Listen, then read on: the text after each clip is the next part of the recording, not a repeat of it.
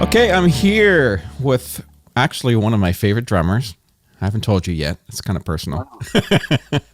But here we are with Steve Brewster, and it's nice to have you on the podcast. And we had a chat last week, and it was really, you could tell we're going to have a good podcast here, but it's nice to have you here at your home studio in Nashville. How are you? Man, thanks, Darren. I'm honored, and encouraged about what you just said. I had no idea that you even knew who I was. So I'm very, always honored to have people that like what I do. That's awesome. And happy to talk about it and share insights and thoughts and life, It was interesting because last week when we chatted and I mentioned Jim Witter as a friend of mine, and it certainly all sounds like, yeah, Jim Witter, I know that. Yeah. And then found out later that you actually played on one of Jim's projects with Chuck Howard in Nashville. And yeah. Jim was like, yeah, absolutely. And he was exactly said this exact same thing. He was like, yeah, he's one of my favorite drummers I've ever had play on anything he had done. So he was thrilled that we were going to have a chat. Canadian people like me, man. I think I need to move up there. Hey, I've found favor with pretty much all the Canadian people that I've bumped into. It's kind of been cool. Yeah. I just played on. So the rock group, kind of I guess maybe a '80s rock group, Glass Tiger. Yeah. Right. Yeah. They're a Canadian band, right? Yep. I just played on their Christmas record. Oh, no way. That they're putting out. They're about to put out. I just did it a couple of months ago. Oh, here, awesome. we just passed me Sam. I guess Sam's kind of like the leader of the band. He just sent me files down, and we talked, and I got to play on that. That's cool. Yeah. It turned out great too. They've mixed it and they're done, and it just sounds so cool. You should check it out. It's not your typical Christmas record, and it's definitely not a rock record. They did their version of a Christmas record. It's really tasty, really good. Not a lot of sleigh bells and chimes and there's some, but not an over, abundance of it, Yeah. They did very tasty. So last week we touched base a little bit and talked about what's been happening since COVID came about and how it's really affected studio life in Nashville, especially for a good solid couple of months where nothing was happening at all. And as we see kind of behind you, for those watching the video, we're in your studio here at your home. And you've got your setup, and you've been talking about how much tracking you've been doing, and people sending you files and working from home. So what has that been like I know you've been doing it for a while, but what has that been like over the last few months? Well, this year, over the last few months, I wouldn't have been able to stay in a musical workflow without it, period. Yeah. I mean, there was a time where, the sessions, going to a studio and doing a conventional session pretty much just shut down. Maybe, from April through June-ish, maybe. I'm not sure if I'm exactly right about that, but and then they started kicking back in, and everybody wear the mask and social distance and stay at your stations during the session, and they play the demo over the headphones instead of everybody congregating in the control room to listen to the demo or to listen to a playback even. Yeah. You just kind of spend the whole session at your station, which works great, but during that time, like I said, my workflow stayed at kind of a medium burn, which is fine with me these days. I definitely had my years and years of high velocity, wall to wall, every day sessions, and these days I find it to be more of a medium burn, and especially this year, But man, I think without COVID, I'm probably to the point where I might be 50-50 or 60-40, 60% sessions, 40% overdubbing at home. Yeah. As far as something around there, 50-50, 60-40. But this year it's been, a higher percentage at home. So that to say that I'm thankful that to have this, and that's, I have my tug of war with technology and music, right? Yeah. But as far as, good and bad and musical and not musical and all those things we all know about and think about. But in this case, this is like one of the pluses. Working for people in a lot of cases, like the Glass Tiger thing, that I would never have met, I never would work with. Yeah. Worked on a track for a guy from Australia yesterday. Same thing. He just sent me files. I just played on it, sent it back. So getting to work with people that otherwise I wouldn't work with, there's some musical opportunities.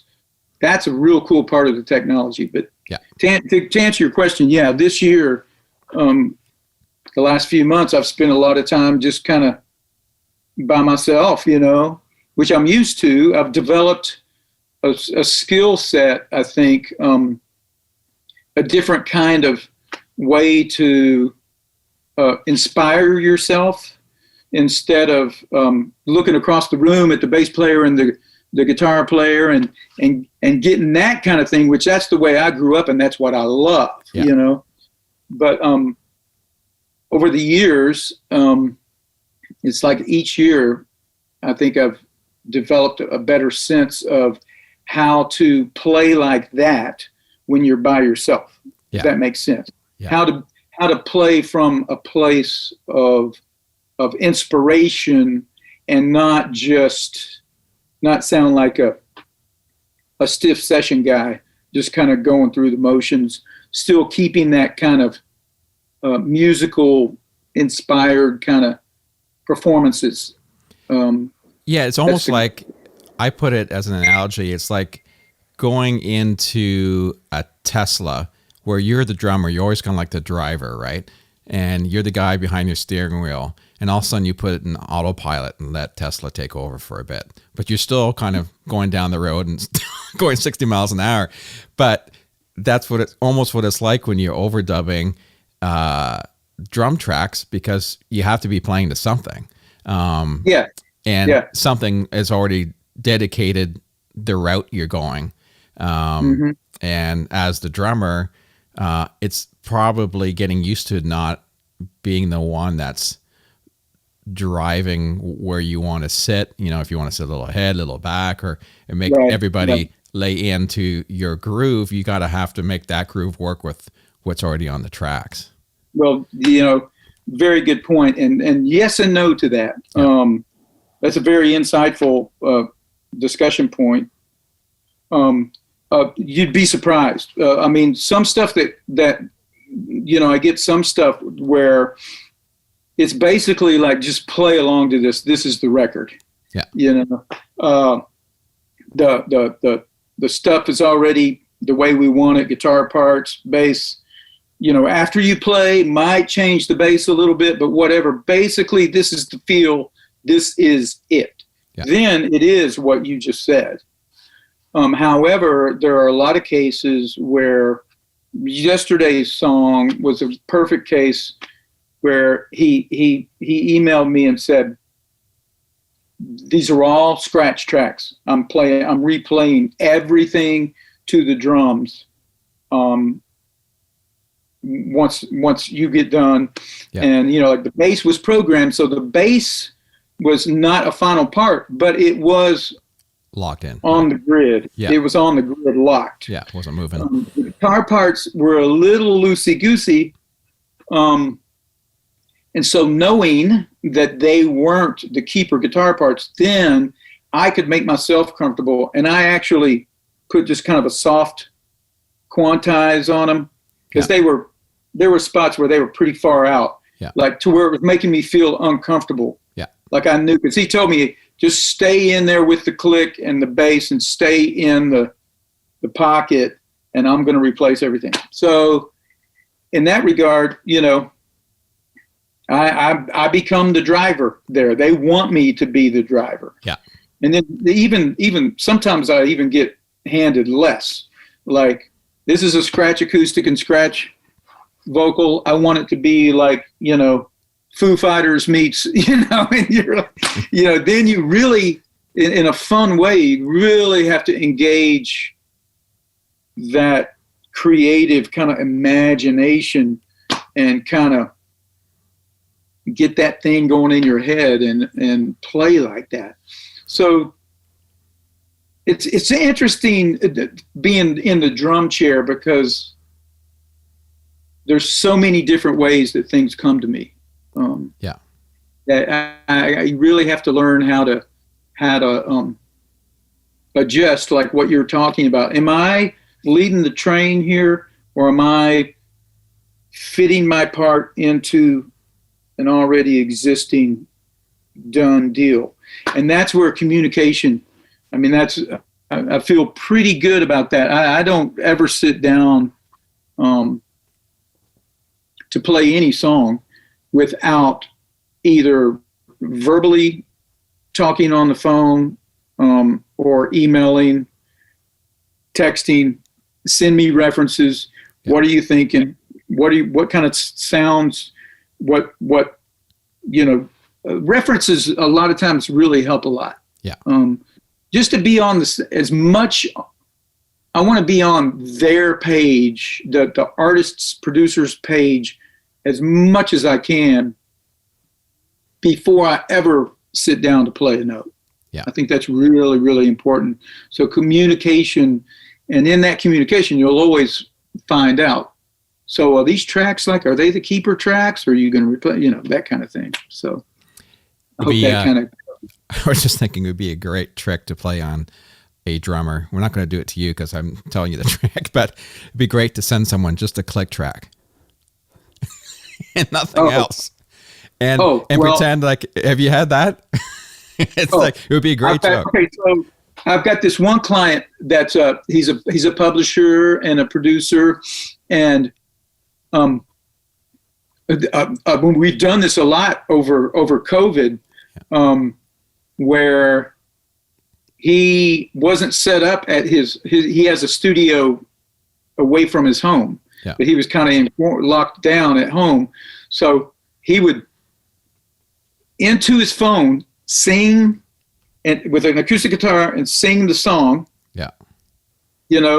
And so it's not on the grid and not to a click. No click inside, just, and then hand it to me.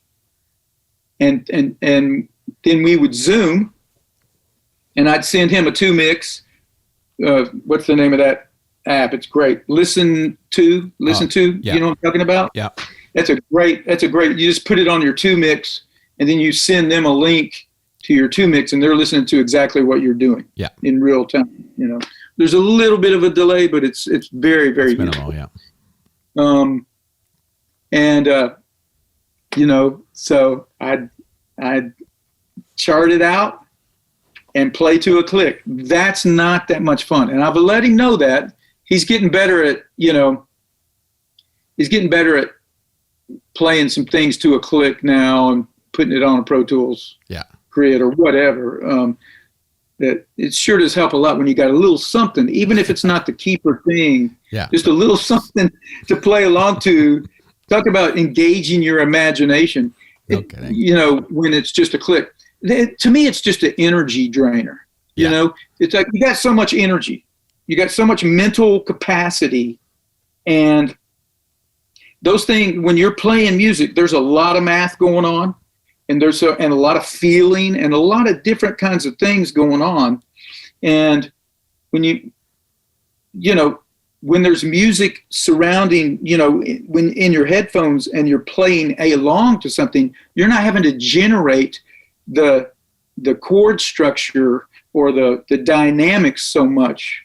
But when you're all by yourself and just playing to a click, a lot of your mental capacity is going to just trying to remember the melody of the song and the way it goes. And I don't know this song. It came on my desk 6 hours ago. Yeah. I've only played 30 songs this week. So, I can't, the chart and having something to go by is really essential, but I have done that. Interesting that you brought that up. I prefer to not have to do it, but it's an interesting exercise for sure. We should send, I know that you did you're part of, who was it that did the YouTube video with you and two other drummers, sent them the tracks. And then that's a guy named Steven Taylor. Yeah. And he's coming up the ranks, I think, as one of the heavy hitters in the drum education YouTube world. He's really good, high energy dude. Oh, totally. Really good drummer, really knowledgeable. And he really knows it. And he really, I think he can really, be productive for a lot of drummers. That I got to tell you, man, that thing is definitely not my wheelhouse. Yeah. I'm not a choppy drummer. I'm not a clinician type drummer. I'm definitely a song guy. I mean, I think I have a wide palette musically, but I'm not the guy that's going to sit at a clinic by himself and wow you with my sport drumming. Yeah. I call it, Yeah. I listen to that stuff and I'm inspired by it, but it's just not it's not who I am. It's not my musicality. So if you're going to do a drum education video, there's going to be a certain amount of, hey, check this out. Yeah. And those other two drummers, they're great buddies of mine. Oh yeah. And they're phenomenally successful and great drummers. And we didn't know what, nobody knew what the other guy was doing, and they just sent a 2 mix of the track. Yeah. Just play along to it. What you heard was essentially the track that we played to, a 2 mix, and our drum tracks. I thought that turned out pretty good. They were all great. They were all great. Yeah. But I have to admit, yours was my favorite by far. But it was close, right? Well, I went to more. Oh yeah. Yeah. I mean, good is good, right? There's three great drummers there. Sorry, I didn't mean to say I was great, but three, legit drummers there. Yeah. And, just different snapshots on any given day. I might not do what I did. You know what I mean? I might play it straighter, but knowing that it was an instrumental thing and that it was going to be for drummers. Yeah. I thought, well, what if I did kind of a tip of the hat to a little bit of Garibaldi light, Tower of Power, James Brown, kind of breaking it up a little bit, which the song was kind of saying that to me anyway. I didn't have to stretch it to make that fit, because to me it was like, that definitely is what it's saying to me. Yeah. If I was on a session with a vocal and da-da-da-da, I probably would not take that approach, but within the context that we were working in, that's where I landed anyway. Yeah, it was great. I enjoy those. It's neat seeing everyone's approach, because everyone's approach is completely different. Not that one's right and one's wrong. It's just how you interpret it. And I always find with drums and drummers, and I go back to, it was many years ago. I was at NAMM and went to a Yamaha drum night that they had, and they basically had maybe 3 or 4 kits set up on stage, a house band, and a bunch of their artists, drum endorsee guys would come out and they just play one song. And most of the time they all went to the same kit. Someone would use the third kit or the second kit every once in a while, but a majority of the guys went to the same kit. and I've seen it over and over again, but it was really neat there because these were all top guys, but that kit sounded completely different every single time someone else sat down on it. And it was amazing hearing all these guys back to back to back to back to back.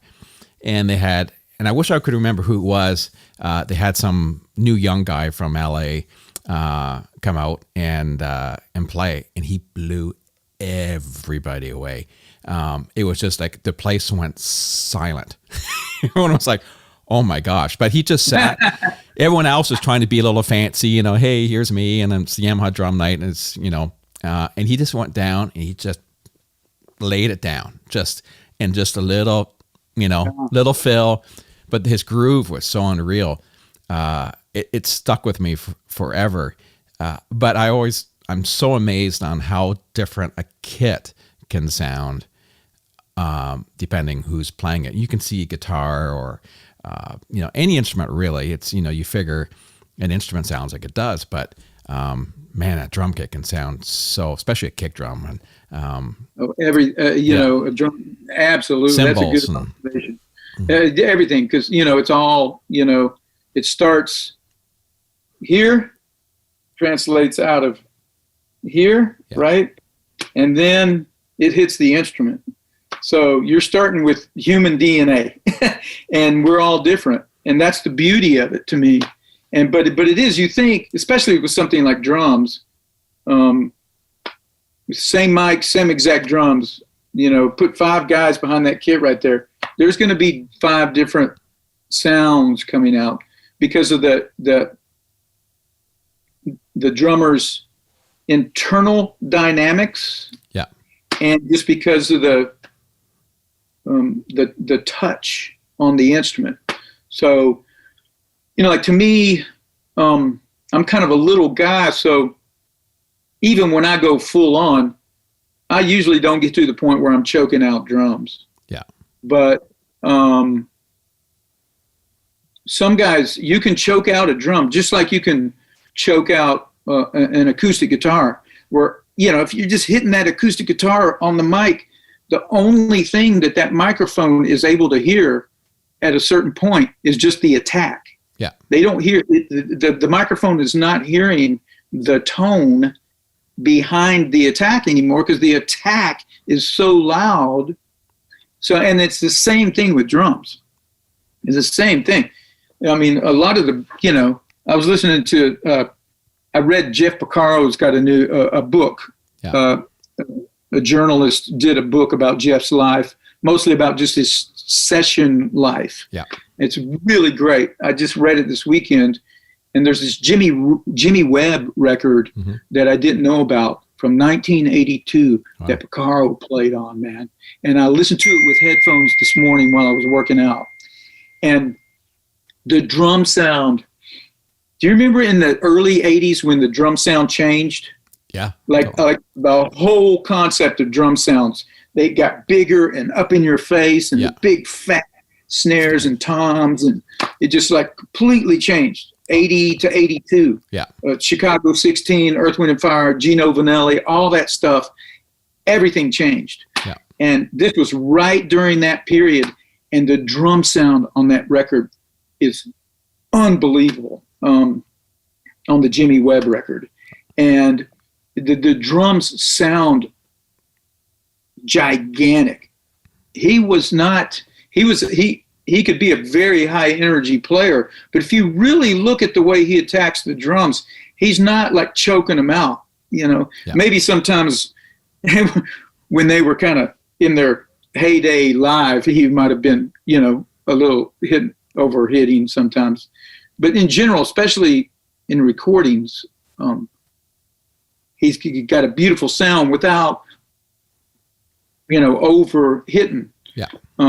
So that's always in my mind, is trying to get the right energy for the song. And you can actually get purposely get a different sound out of the same drum set, same day, same player. Yeah. You know, depending on, you know, sometimes on a real high energy 4 on the floor, you know, song, I might hit purposely a little hard and have a little more attack and a little, does that make sense? Yeah, and then totally. Slower songs, maybe. It just depends. It just all depends. Yeah. What about question-wise, walking into studio sessions? How often, or does it happen at all, that you're walking into a house kit in a studio and maybe bringing? Very, very often. Yeah. To me, that's unfortunate, but understandable. I mean, given where we are in the history of making music, yeah. I have a drum set, my main kit with cartridge. All of my drums I've had for a long time. And I have this weird thing that I think, I basically had the drums were made for me, and I'm the only owner of the drums, essentially the only guy that's ever played the drums. Yeah. Day in, day out, right? So, hold on just a second. Oh, yeah.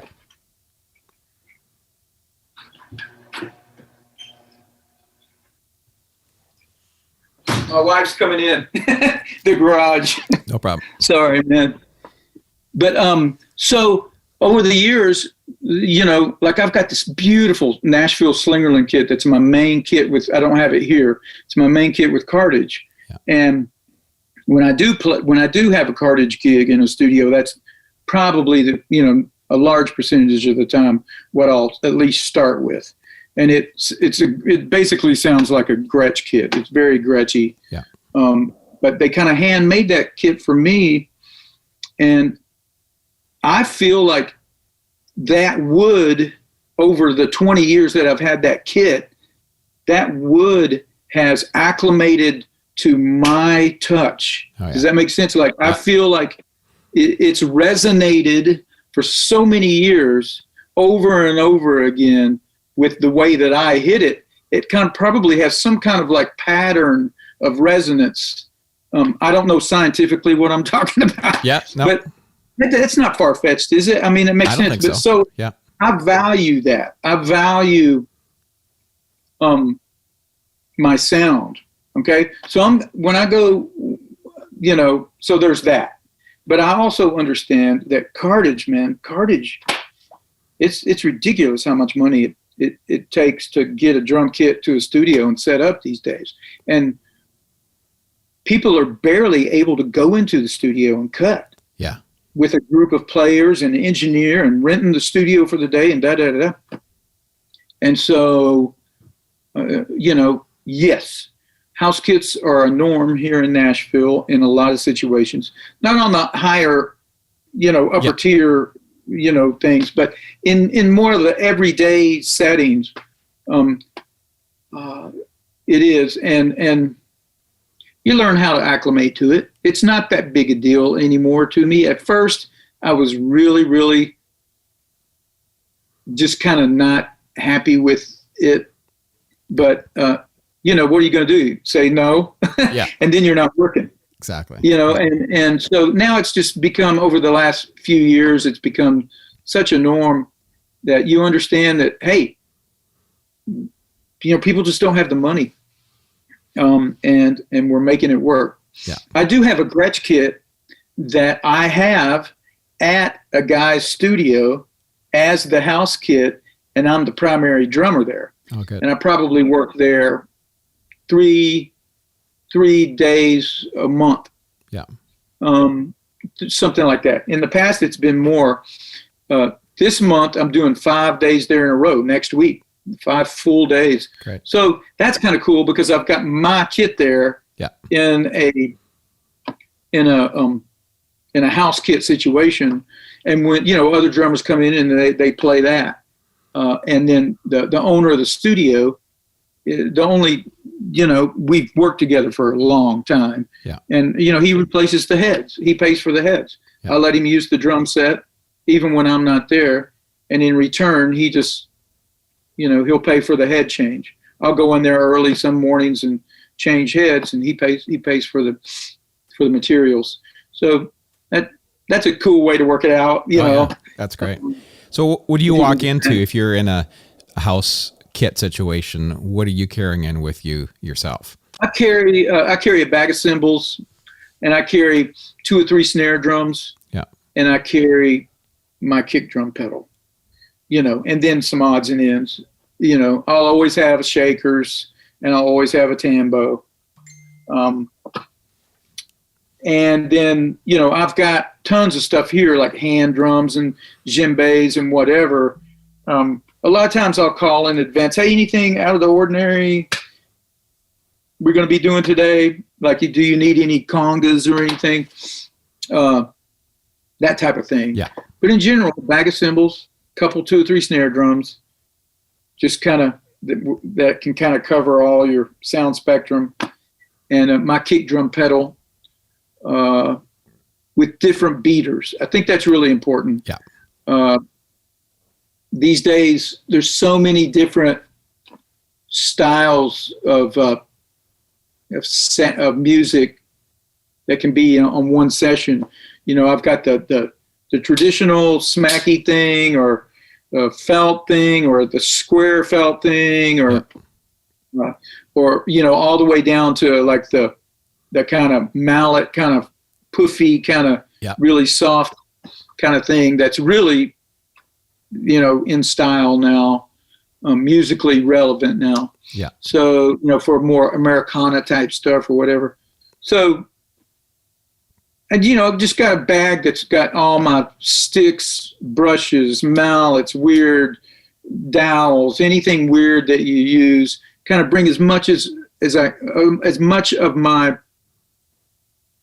shtick into the session, into that house kit, and then just kind of take over the house kit. Yeah. You're limited though, as far as, the way the kit initially sounds is the way it initially sounds. You can't do much about that.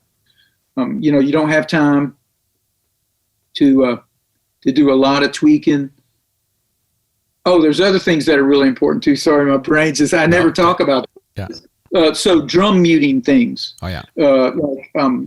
I've got these things, they're called, from a company called Roots EQ, and they're basically like this whole like tea towel kind of thing, but it's exactly shaped like the head of the drum. Yeah. You can just put it on the head of the drum, and you've literally got a total dead 70s beefy, perfectly sounding toms. Yeah. Just like that, without having to tune or anything. So there's all kinds of little tricks of, little, gels and things that you can use to change the sound of the drums really fast in a session where they're trying to get 5 songs in 3 hours or something. Yeah.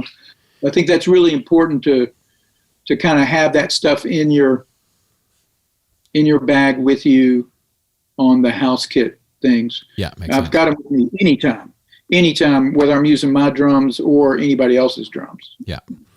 What about, I hear a lot of producers now talking that they're tuning their kits to the key of the song, intentionally. If you've been in those such circumstances where you're doing it, obviously it's not doing that on a session where you're trying to do 5 songs in 3 hours, but if it's a big session, I see the point, but I haven't seen it done that often. I haven't seen it done that often. I've heard stories of it. I've been in lots of situations where it was, where especially the 90s and the 2000s, where you would, be booked for 3 days at a time or 5 days at a time to work on a record. So you do maybe 2 songs a day. So it's like, you listen to a song and you go, well, what do we want the drums to be like on this song? Well, let's put them over in this room, or let's use this kit, Yeah. Sorry, I got sidetracked. What was this question? No, the tuning of the drum kit to the key of the song. Oh, yeah. So I've been in a lot of situations where it would be like, the kit is not sitting in the track correctly. Let's lift it all. Yeah. Pitch wise, or let's go down. A lot of times it wouldn't be a definitive pitch of the toms. Yeah. It's just for the snare. Yeah. But it would just be like, where is it? Where are we going to make that kit be really productive? Is it going to be up here, or is it going to be a really down here thing? However, have been certain, especially with floor toms and bass, right, where it's just like warble, warble, warble. Yeah. The bass is out of tune. They start soloing stuff, and it's like, oh, it's the floor tom, dude. Yeah. We need you to bring the floor tom up like a quarter of a step, because that's causing a thing. Yeah, weird overtone. Yeah. Yeah, there's been those kind of situations, but very rarely have I had someone say, I want this tom at this pitch, this, I get it though, I get the concept. Yeah. Especially if they're real open toms that have a long sustain to them. Yeah. Then it matters. It can matter. It cannot matter, and it can matter. Sometimes, most of the time, I don't think of it in that way, unless it's a particular situation like I was saying with maybe the floor tom and the bass, something like that. Makes sense. So let's go back a little bit and find out a bit more where you came from and how you got into the biz. So where'd you grow up? Well, man, I grew up about an hour and a half from where we're sitting right now. No way. Deep into it's kind of, south, middle Tennessee, south, and a real small one high school town. Yeah. Like, 14, 15,000 people. Name of the town's Tullahoma, Tennessee. And I grew up there, not in a musical family, just kind of, I grew up in the 60s and 70s. I'm a musical child of the 70s, definitely. Yeah. I was a teenager. Those were my teenage years. I was in 1972, I was 10, and then in 80, I was 18. Oh, yeah. So, yeah, know what I mean? Yeah. 14, 15, 16, I was right in the middle of the 70s, just like that. That's some of the beginnings of my musical influences, just radio. Yeah. Just, the local radio station. And back then, man, you'd hear a wide range of diversity on local radio. Yeah. Saturday nights they'd be playing album rock or whatever, country, just everything. I grew up in Tennessee, so I grew up surrounded by country music, and album rock. Yeah. And just everything 70s and 60s too. So interesting. I grew up, Tullahoma has a real interesting kind of thing in that it's in the middle of just kind of farm country and kind of small town Tennessee. But there's also an aeronautics engineering development center there. Oh, wow. That is huge. Yeah. And it's kind of outside of town. And so they tested all of the Apollos. They got these huge, at one time they had the largest wind tunnels in the world. Yeah. So they would build mock aircraft of all the new fighter jets, and suspend them in these wind tunnels and test their aerodynamics and things like that. Yeah. So this was definitely like scientist kind of stuff going on out there, engineers and scientists and, just kind of higher educated men. So, and it was huge, late 60s, 70s, like the heyday of it. Yeah. And so all of that, the kind of higher educated men moved their families into the area, right? So you kind of had this redneck meets scientist thing, sure, which is kind of highly unusual, I think, for that kind of small Tennessee town. Oh yeah. The education system was higher than was average, I would say. Yeah. So I because of the, I'm not just some of the, I was introduced to some music as a high schooler that I probably wouldn't have been introduced to if those families and that kind of person wouldn't have been in the area. Yeah, I get that. The first time I really was completely figured out who Steve Gadd was. I come to find out I had heard him. I just didn't know it, Yeah. A friend of mine, I had a sister that's 4 years older than me, right? So I'm 16, and this 19-year-old friend of my sister's walks in. She knew I was a drummer. My drum set's in my living room of my little house, She walks in with this record. It's Al Di Meola, Elegant Gypsy. Were you ever into Al Di Meola, the guitar player? I know who he is, but no, I don't know the music very well. Well, Gadd was on it. It's kind of fusion, fusion-y, 70s fusion-y kind of jazz. But and she said, "Here, Steve, I think you might like this guy. This is some cool music." Well, she had gotten it from her mom and dad's album collection. Wow. Who her dad was a scientist out at this place and was into jazz, Yeah. So that took me, that kind of, that's that guy, that's the Steve Gadd, oh wait, he's playing on that Al Jarreau record. Oh wait, he's playing on 50 Ways to Leave Your Lover. This is all the same guy. How do you do that? Yeah. Because I like that music. It resonates with me. But wait, this music resonates with me like I get it. Oh, this music over here and all these different kinds of music. That was like the genesis really of the formulation of me being a session player. Yeah. And not like saying, oh, I want to be in a band. Yeah. I never wanted to be in a band. I wanted to be in every band. You know what I mean? Because the music, I couldn't just say, oh, that's me. Yeah. That thing, Led Zeppelin is me. It's not, I just couldn't hang my hat on one hook. Yeah. I never was that guy that could do that. I was just too eclectic in my musical taste. So starting to see those names on those album covers, that's what I want to do. Yeah. That was kind of the beginning of that. But it was a great place to grow up. At what age did you actually start playing drums? I got my first drum set when I was 12. Oh, cool. I was goofing around with a little student snare before that.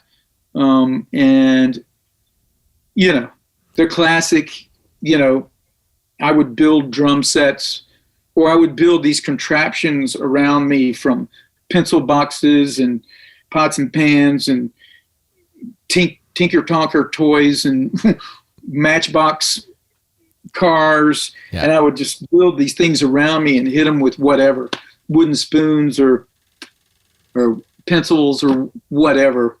I did that. I've heard so many stories of drummers that actually really did that. Well, I did. I really did. And it's just one of those things, I really, I just feel like it was just kind of part of my DNA. Yeah. But I got my first drum set when I was 12. And then, I was in the junior high band starting in 13. And then, went all the way into the marching band in high school. And there was a really, really great jazz director in my high school. His name's Brian Guess. He's one of my musical heroes as far as really, really introduced me to a lot of, the jazz of the day. Sure. And really opened my palate, along with learning that jazz thing. I was listening to, Led Zeppelin and Rush and Boston and Styx and Kansas and Earth, Wind and Fire and Pablo Cruz and, Gino Vanelli, one of y'all's dudes, man. Yeah. Gino's like one of my all times. Probably top 5 influential artists. Wow. Of all time. Yeah. I mean, he's had like the who's who of drummers on his records, man. Yeah. I mean, you guys should be extremely proud of Gino Vanelli, man. Gino is like hero status to me. Yeah. Like life-changing. That's awesome. every record he's ever done is just, to me, just, Gino can't do any wrong. But, so I was listening to all that stuff. It's amazing. A lot of people I talk to that their high school music teacher was a huge influence in their life. Yeah. And not necessarily, the best musician in the world or any of those things, right? It wasn't those elements, but it was you being young and that person pointing you in the right direction. Yeah. And absolutely, man. Yeah.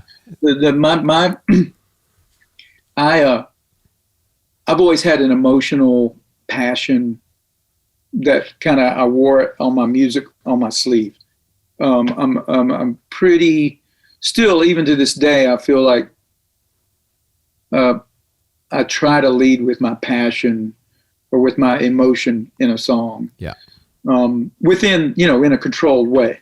And my high school band director, Brian Guest, he was so passionate about big band jazz and about jazz. And like, I really think he liked that more than the marching band and the concert band. Yeah. I think the marching band, he was into the marching band and the concert band stuff, but I think it was like when it was like the jazz band hour, it was like, okay, this is my thing. But I can remember he was so passionate about that and would play us things. And I can even remember when we were playing advanced stuff for our age, I think. And he would, when we were really cooking, sometimes he would get so emotional about it, he would cry. He would literally tear up. Wow. And I just remember being impacted by that so much because it made me go. It made me validate. It validated the feelings I had about it inside, because inside some things would make me emotional like that. Sure. Yeah. And I'm not weird for feeling that way. This is a thing. Yeah. This is really a thing, Yeah. So, one of my heroes, my high school band director. That's awesome. Absolutely. So from high school, where'd you go from there? Yeah. So we didn't really have any money in my family. And I wasn't in the cards for me to go to Berkeley or anything. Yeah. I got a full scholarship to a state university in Murfreesboro, Tennessee, which is close to here. Mm-hmm. So that was really, if you want to go to college, this is your ticket. Unfortunately, at the time, they were primarily an education department. Yeah. Where they were putting out high school band directors and choral directors. I was a performance major, but there wasn't really like a drum set performance. It was more of like a legit thing. So my freshman year, I just spent so much time like learning how to play vibraphone and timpani, and there's a lot of that a lot of what I learned in all of that's very, very valuable to me now. But I wasn't getting to. I was playing in the big band at school. Yeah. But it just wasn't the kind of environment that was really lighting me up. Yeah. Because I was really ready to be taught and to really grow. It just kind of didn't work for me. So after a year and a half, I ended up quitting, letting go of my scholarship, which was a bummer for my parents, Yeah. I mean, from their perspective, because there wasn't going to be any other way for me to go to school. And I spent 6 months and pretty much locked myself in to a room. There, I finished out the year in my apartment that I was at, and me and the jazz band director at the university, he didn't really have another drummer that could play the book. Oh yeah. And so in exchange for me playing in the band, I wasn't even enrolled in the university. I played in the band. He let me keep my drum set in the rehearsal room, and he told the janitor that whenever I came in, that he could unlock the door for me to the rehearsal room and let me practice whenever I wanted to. Wow. And then I would go get the janitor when I was leaving and tell him, okay, lock the door up now. So that was the exchange there. Yeah. And those 6 months, that's when I feel like that was one of those transition periods for me, where I feel like I just put in the hours, just the hours of spending time with my instrument. And that's where I ended up transferring to University of Tennessee in Knoxville, and they had a full-blown jazz performance program headed up by a pretty famous jazz educator, Jerry Coker. Anyway, so that was a great department for me. That's the one time I took drum lessons, really legit drum set lessons. I got to mention this guy's name because he's another music hero of mine, Keith Brown at University of Tennessee in Knoxville. He's still there. He's a major influence in my development and just my passion for. He's an extremely dedicated jazz drummer. Yeah, he's a legit jazz drummer, and he opened my vocabulary up as far as my independence and things. But therefore, I was there for 2.5 years, and so that was another kind of transition time for me. And at that point, man, I was living with blinders on. I was just like, music or die. Yeah.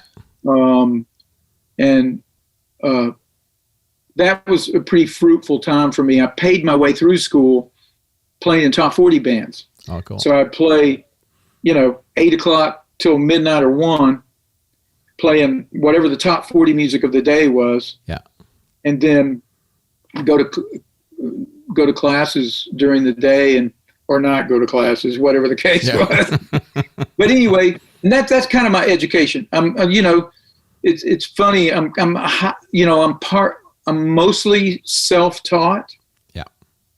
But I had that little window of actual physical drum lessons.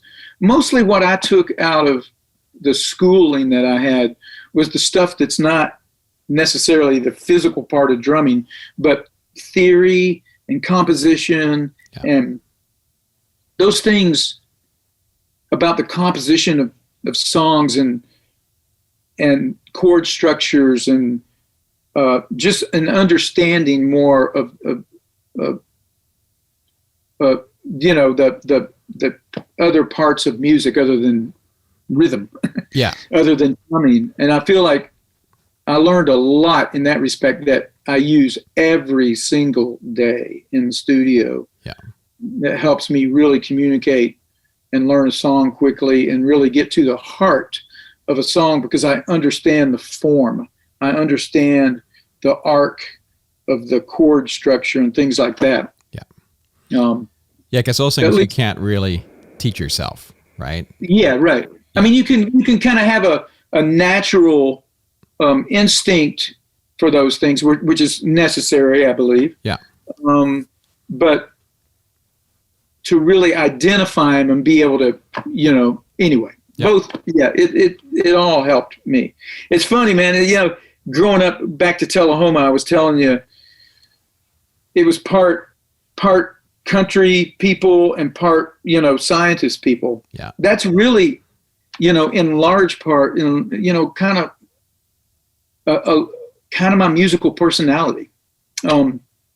I get stone country stuff. I understand the language of country music just because I grew up, it was surrounding my ears, Sure. Yeah. But I also understand, the whole, more sophisticated kinds of music, too. It's interesting that Tullahoma kind of had both of those to offer me. Yeah. So anyway, that's kind of it. And from there, man, I didn't graduate. From there, I just kind of jumped right into working. I got a gig. I was in Janie Fricke's band for 2 years. Oh, cool. And left. She was a country artist. Yep. In the mid '80s. That was real big. And I still lived in East Tennessee while I did that. Her band all lived in East Tennessee. So when I was playing those top 40 gigs, they would come in off the road and go to the clubs to go party. Yeah. And I would be in the band. So, musicians hang out. And so when that spot came open, I got the gig. Awesome. I got the audition and got the gig. Yeah. And I ended up staying out there with them for a couple of years. And then that's when I moved to Nashville in 1988.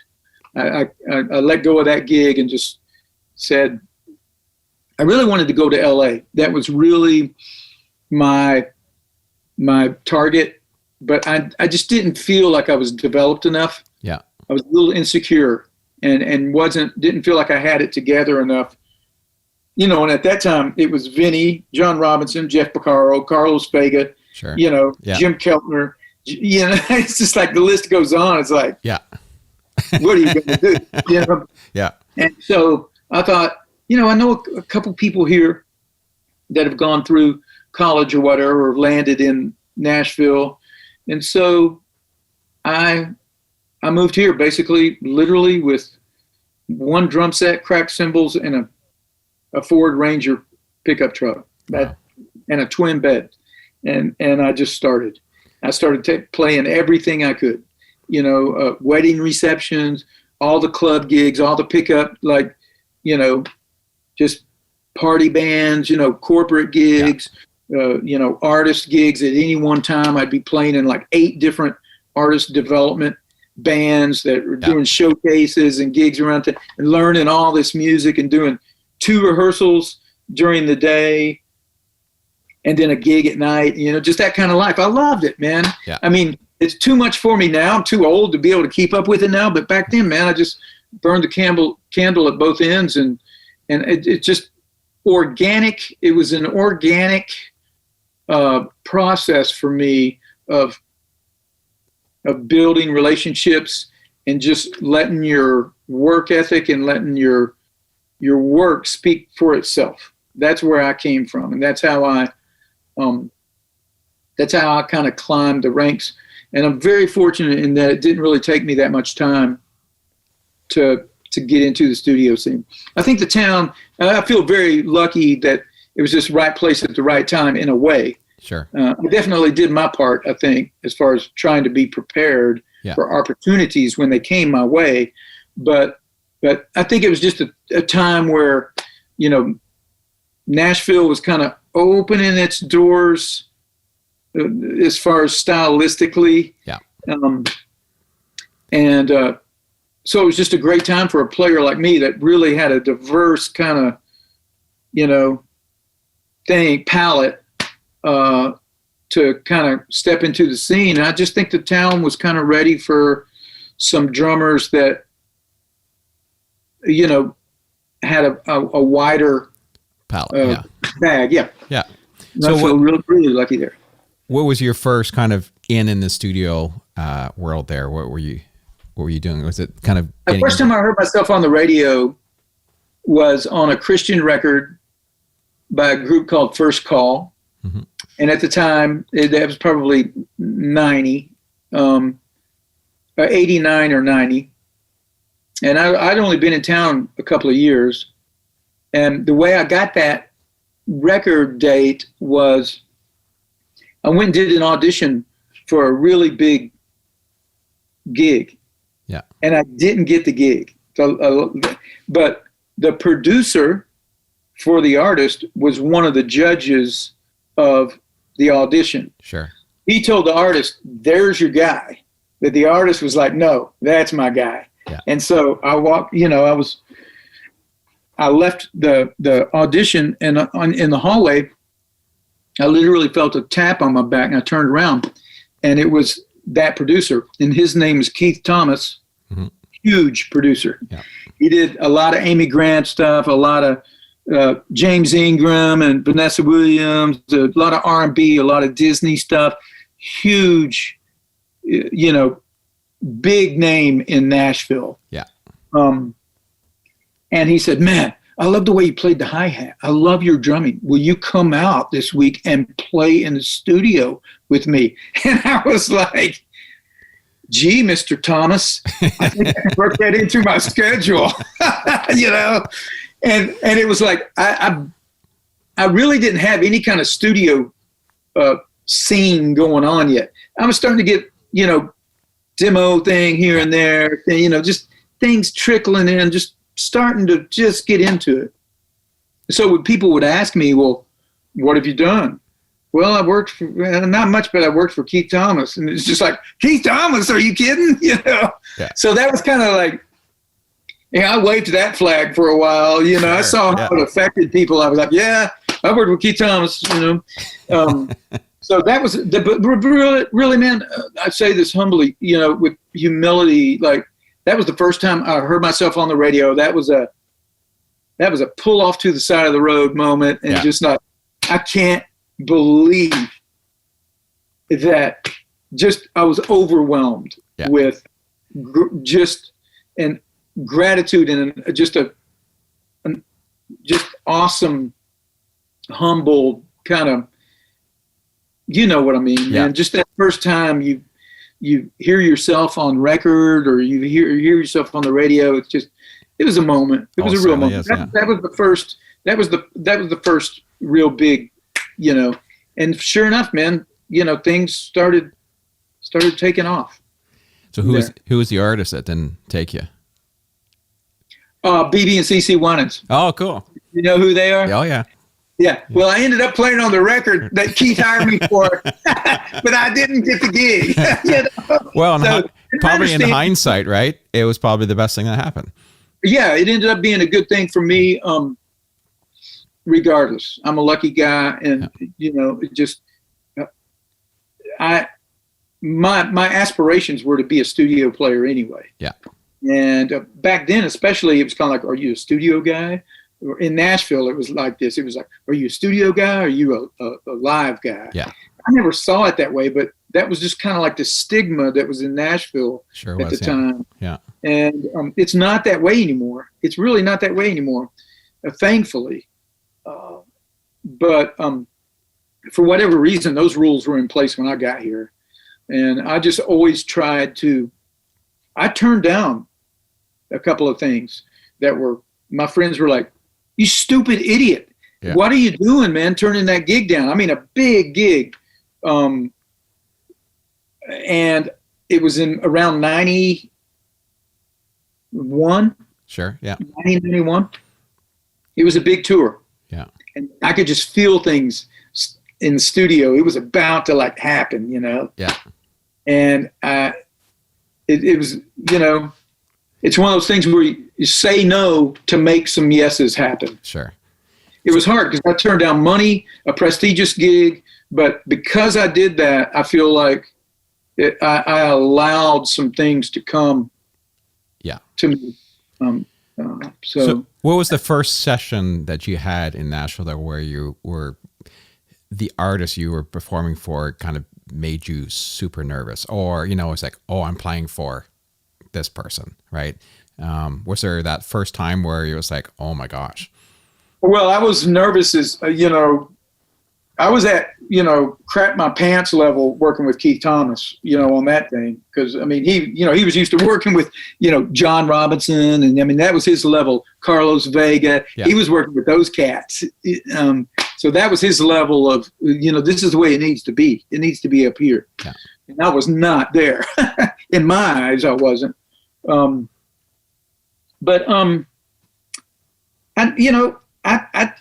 say I have a healthy amount of nervousness. Yeah. Especially back then, for pretty much everything. I have a real reverence for what we do in recording music. I have a real reverence for songs and for artistic value.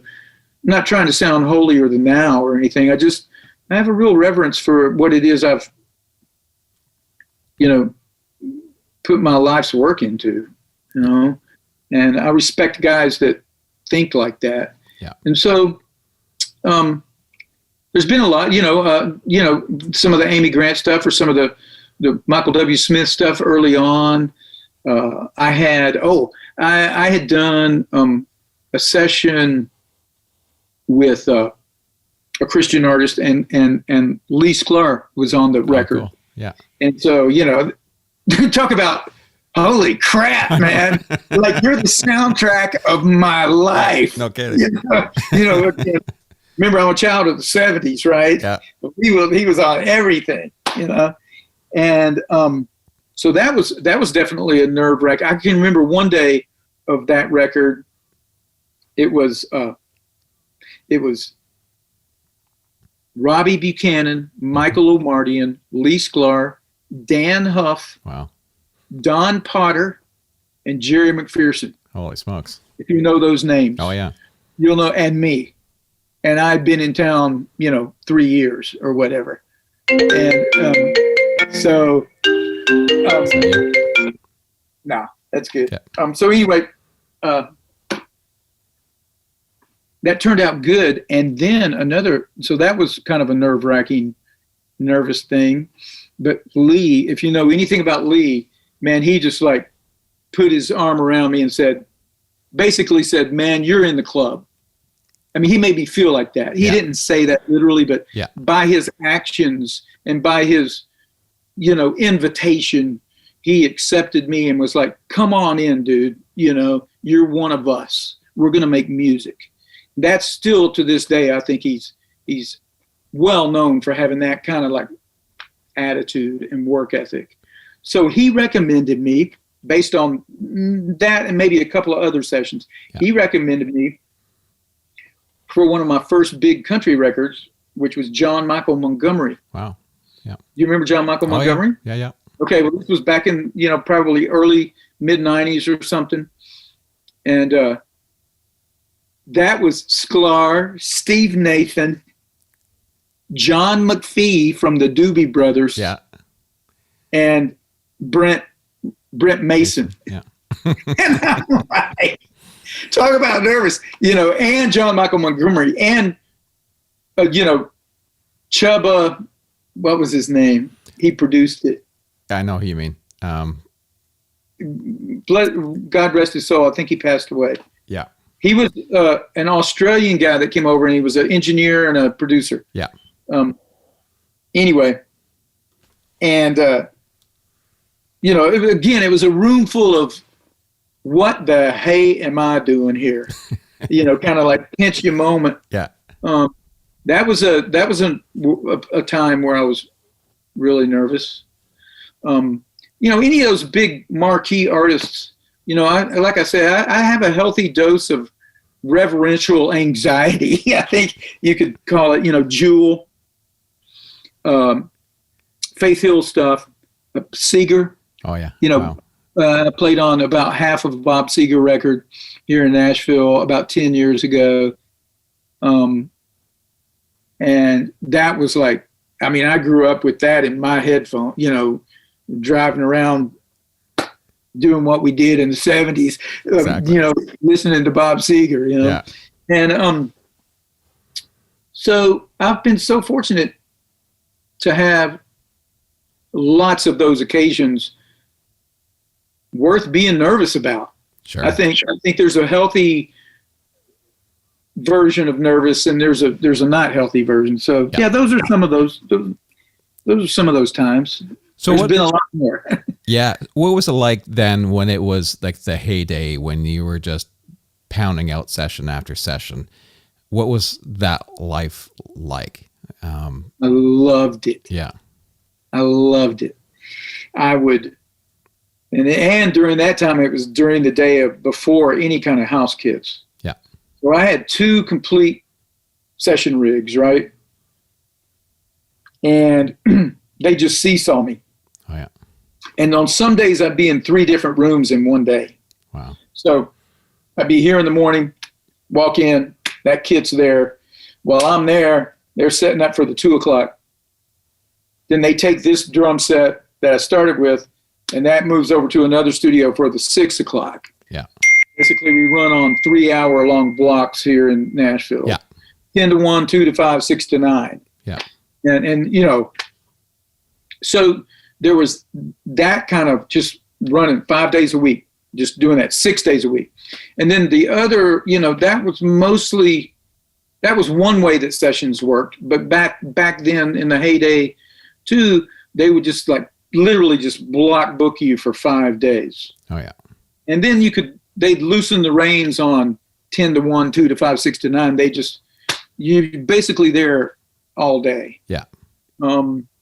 Whatever their day, you know, sometimes the definition of a day could be walking out at 3 a.m. Sure. Yeah. That became a problem when kids came along in my life, you know. Yeah. But not too big of a problem. We always worked that out, and it was much, you know, it was, you know, obviously, you know, it was great opportunity as far as career-wise, musically, not being gone for 2 weeks at a time, being a relatively normal family man. Yeah. You know, I've got 2 sons. They're grown now, but back then, you know, I could still make baseball games and things like that. So it was busy, man. I mean, it was really busy for a lot of us. There was a lot more music being made. Sure. There were a lot more artists on the record company rosters, and there were a lot more record companies. Yeah. There was tons of money, and they were spending it. I mean, I played on records, some country records, where everybody on the floor would be making double scale. Work for 3 days, cut a record in 3 days, like a freshman artist, and the record never comes out. Yeah. Get shelved. But everybody gets paid, you know. Yeah.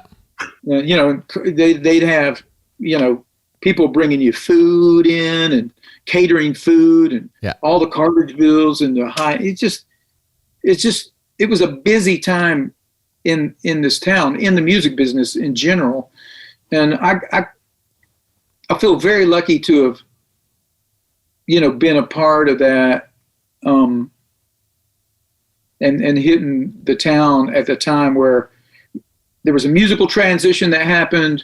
I kind of just like got swept up in the wave, man, and just enjoyed the ride. Yeah. So, but it was extremely busy. You know, there were, you know, and we don't grow up saying no as musicians, do we? No, it's never. hard to say no. So there were a lot of situations where they'd want a particular band for the record.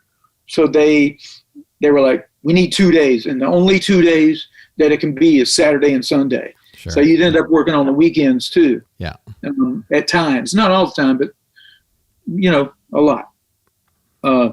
So it was beautifully busy. To be honest, I would not want that schedule now. I wouldn't. As a 58-year-old man now, you know, I was 26 when I moved here. By the time I was 30, I was in that schedule. Yeah. And so I lived inside that schedule, you know, for maybe close to 20 years. Wow. You know. Yeah. Maybe between 15 and 20 years, and then it started to lighten up. Because man, there's some really great musicians, young lions now. Yeah. Great drummers that I just highly respect. And it's their turn, man. They're killer. And, you know, they have their finger on the pulse of the here and now. Yeah. And it's their turn. You know, I had my turn where people, you know, wouldn't cut without me. Yeah. And I feel really lucky now to be where I'm at age-wise and still be doing what I'm doing, and still be maintaining a healthy enough workflow to where I can still, you know, I'm still doing it. Well, that's an awesome way to look at it, right? It's just because that younger group of guys, because you were that young group of guys at one point, and you know what that's like, and how important it is to get in there at some point. And at some point, that transition happens and always does. But to be healthy about it and thinking about it as being a good thing is really important. Yeah, please. Let me also say this, so I'm completely transparent. Mm-hmm. It's not easy, right? No. Because as musicians, we're attached to what we do. Sure. This is not something that, this is something I've invested a lot of my time of my life into. Yeah. You as well, all of us that are career lifers at this. It's part of our soul, man. Yeah. So it's not easy to go, oh, they're done with me.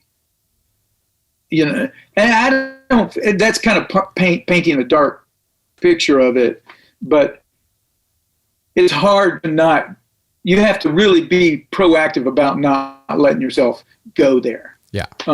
Because then it can affect your life. Sure. It can affect your musicality. Yeah. Then it just, it's definitely a negative thing. So it's a choice, to look at the reality of, I've had a longer run than I ever thought I would, and I'm still doing it. Yeah, your run's not over. Yeah. So, especially because of this world here, that kind of keeps a lot going for me. I think sometimes guys don't know how old I am. They just go by, oh, you played on that. I want that guy, Yeah.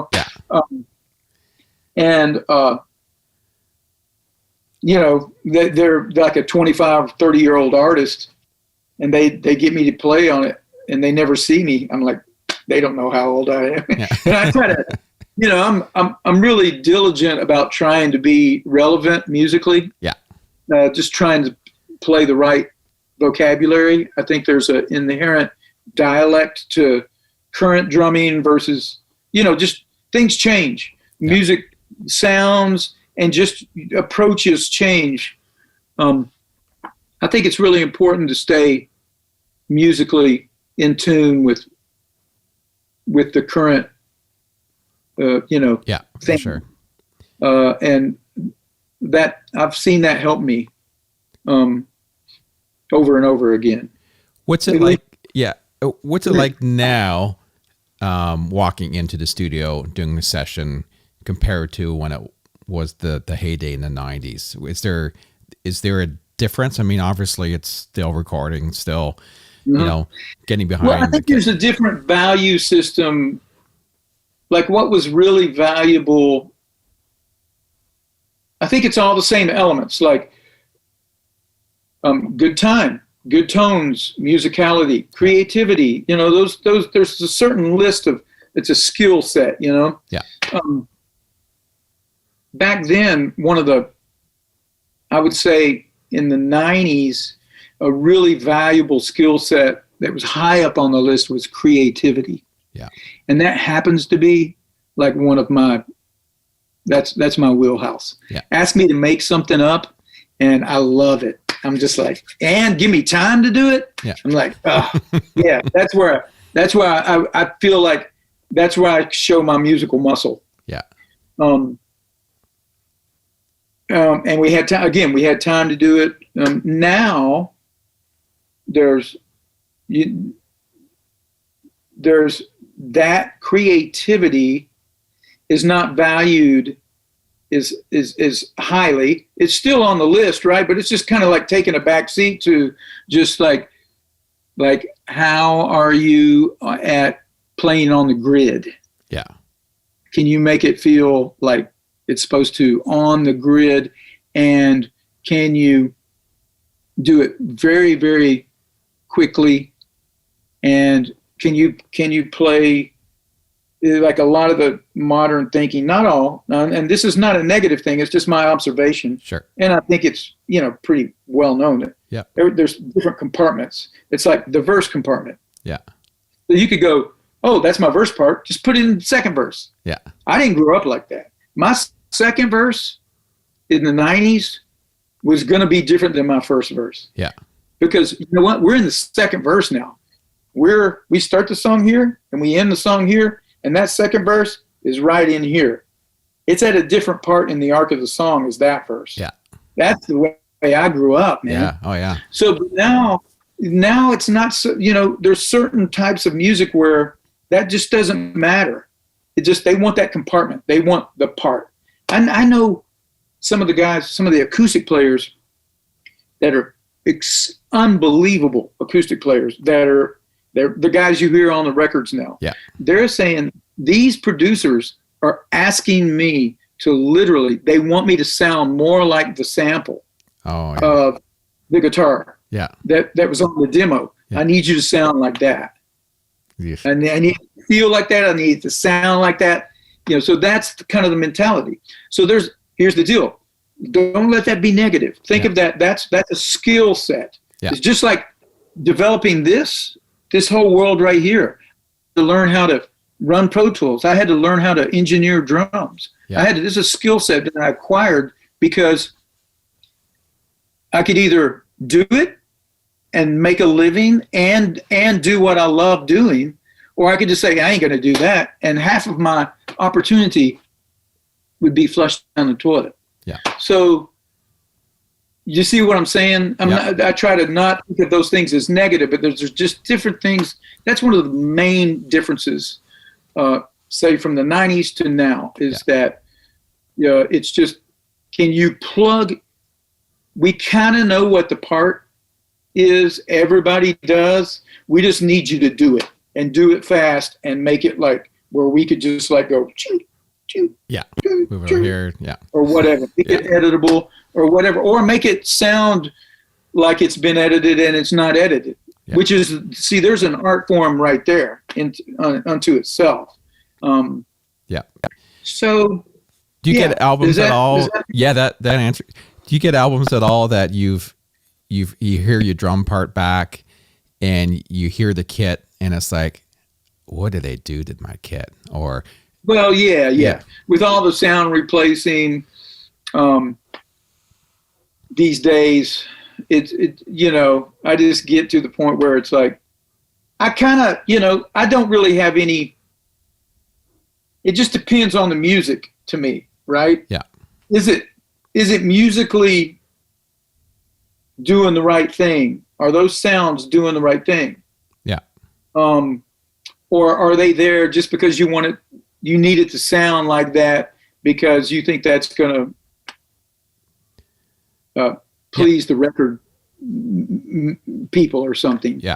I don't know. I just try to always, I don't know. Does that make sense? Yeah. I yes and no to that. It just, the context is everything to me, on sound replacing and editing. The best players, some of the best drummers in the world are here, and their parts are just edited to death on a lot of records, just because it's kind of almost like auto-tune, right? Yeah. We on a vocal now. You see, it's just like you can't put up with a vocal being out of tune now. Go back and listen to the 70s, man. The inflection and those pitches would move around, and we never thought anything was wrong with it. No, you still don't. Verses would slow down. Yeah. Those choruses would pick up a couple of beats. Yeah. We never thought that was a bad thing. Now that's considered a bad thing. Yeah.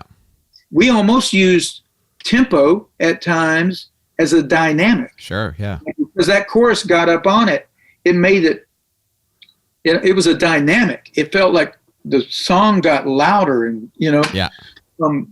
So, yeah. I try not to get too set in my old ways about all that stuff, if that makes sense. Try to keep an open mind. But the whole editing and sound replacing and whatever. I personally, here in my studio, I don't do any sound replacing. I mean, I do I'll program stuff. Sure. I have programming capabilities, or I'll trigger stuff. I've got, I don't know if you can see, I've got a pad up there, and I've got a bass drum trigger pad. Sometimes, like a verse, if it's like a pop thing, you don't want the acoustic kick drum to be in until the chorus. Yeah. So I've got a thing where I'll play samples for the verse. and use a side snare or a sample here, and then switch to the kit for the choruses. Yeah. Things like that. I'm way into doing that. Yeah, I love your side snare stuff. It's great. Something tuned down or something different is awesome. Yeah. So I do all that kind of stuff, and loop programming or overdubbing real weird sounds or whatever.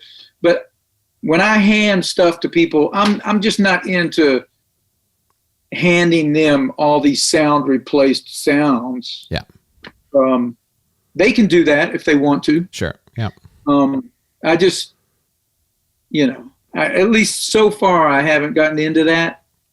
Who knows though? Yeah. I might change my mind at some point. So here's a couple quick questions to wrap up on. I know you've got a lot of drums behind you there, and I know here's a hypothetical thing. So say you're in an emergency and you had to run and grab one snare, and that would be the snare that you had to grab out of the pile. Which one would you take? Oh man, that's not a fair question, dude. That is not a fair question. There's got to be one in a hurry. You got 10 seconds to grab something. Okay, so I don't know, man. Maybe maybe the 6.5 Black Beauty thing. Yeah. Just because the Ludwig Black Beauty, because it'll go up, down. It can be ringy. I can make it gushy and dead. I can crank it up. It's really it's a multiple personality instrument. Yeah. Now, I'm not saying that's the best snare drum in the world, but I'd say if I had one snare drum, maybe that work.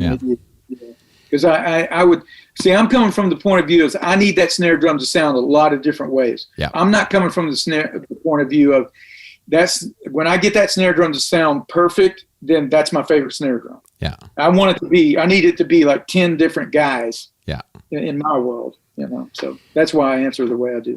Is there anything in drum world now that you're excited about as far as new companies or new drums or I know you like you said you have a lot your old kits there and you've had something for a long time, but is there anything out there you've seen that's you think's new and innovative that you anxious to try? There's a lot of really great boutique drum companies. I just haven't gotten around to jumping on all of them or any of them really. My sticks are Innovative Percussion, which highly recommend checking that out if you're a drummer. They're just quality, standard, incredible drumsticks. They're made here in Nashville.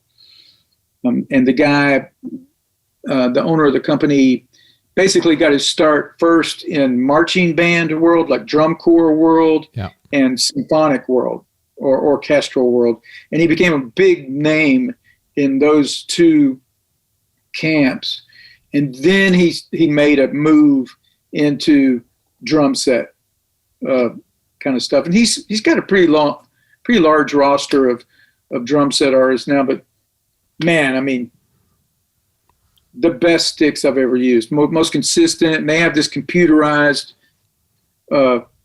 like factory line, man, where they get every stick to the, ounce, tenth of an ounce, hundredth of an ounce.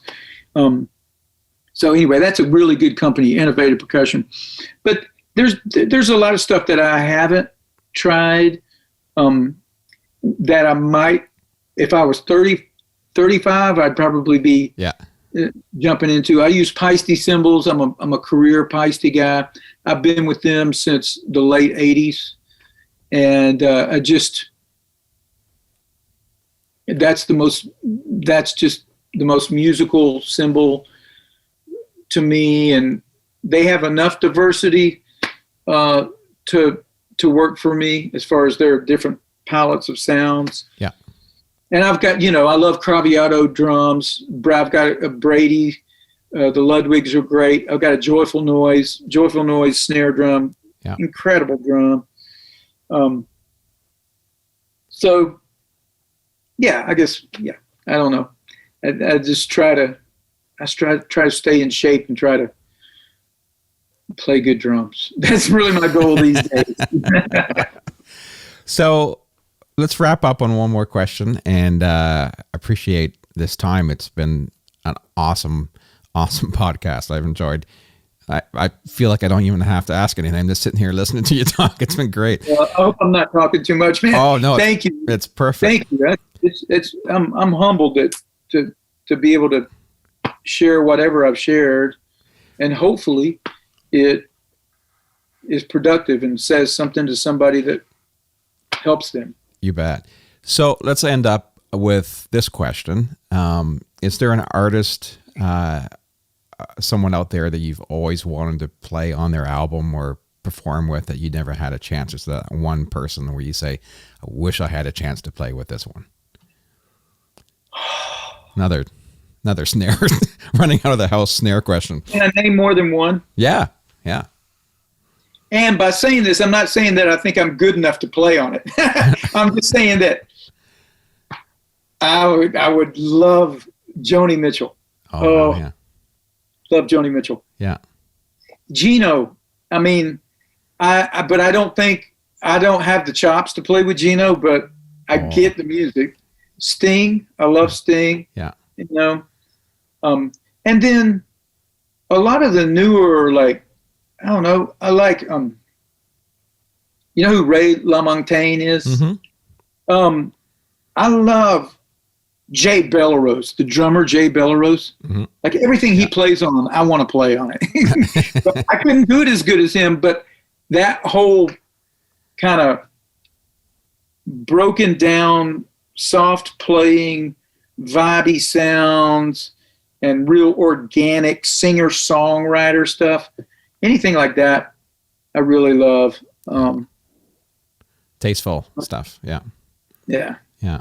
That's cool. Have you met Gad before? No.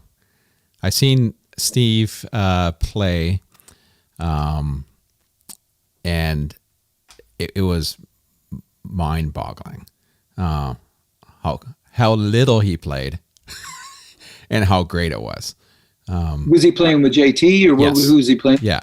Yeah. And they you know, it's a pretty laid back. I mean, there's not a lot of heavy playing, but they played Steamroller. And all of a sudden the band, it was like their one song they get to lay in and let it rip.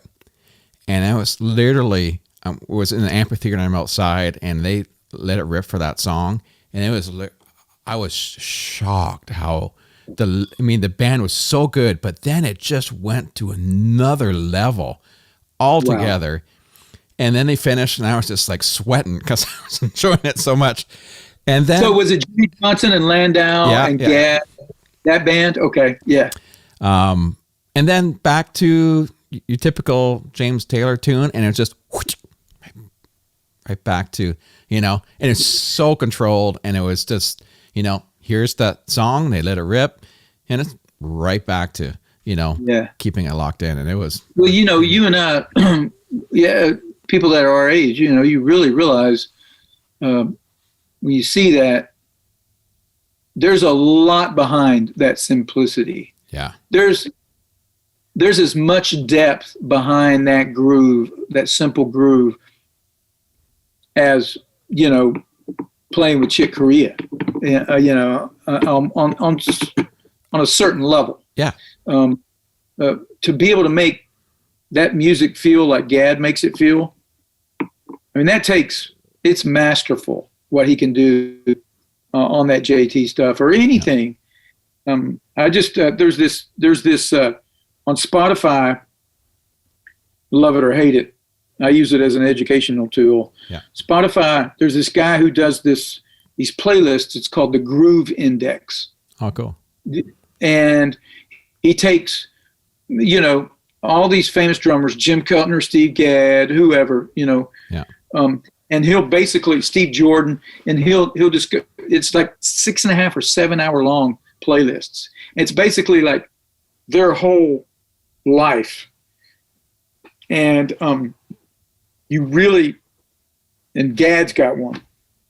And I went through the Gad thing. It's like stuff I didn't know he played on that I listened to when I was a kid. Yeah. And you see the thing, him going from, fusion God to, the simplest of simple brushing a kick drum on whatever. And there's a certain amount of same standard awesomeness, even on the simple stuff, if that makes any sense. Yeah. I mean, he just makes it art. He's one of the best of our time, best ever. I mean, period. Come on, man. I mean, he changed the way that we look at the drum set. Yeah. Single-handedly.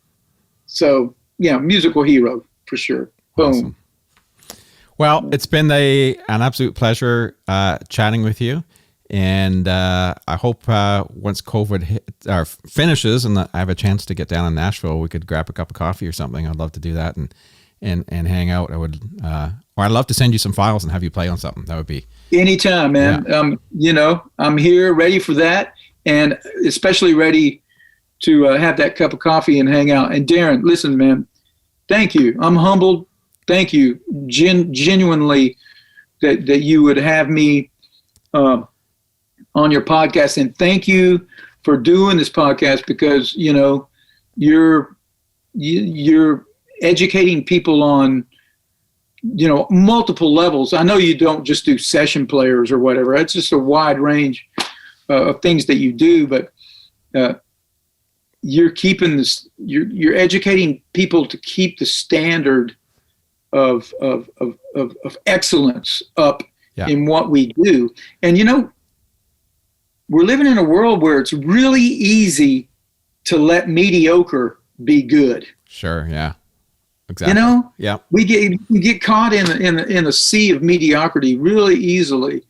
And I think the people that that you're interviewing and your pursuit is like keeping like that level, keep pushing that level, that standard of excellence in whatever field you're in, production or TV or film or music or whatever. So thank you for doing that, man. Well, that's really, really nice. It makes me want to do it more. And I get something from every conversation. I feel like it's like a little master class every time I get a chance to talk to. Yeah, you get the best seat in the house, man. Yeah. It's been amazing. So thanks again. Let's stay in touch, and I'll let you know when this is all happening. But yeah, stay on for a minute, and we'll just wrap this up. And it's once again been a huge pleasure, and I look forward to hearing more drumming. All right. Thank you. Thanks.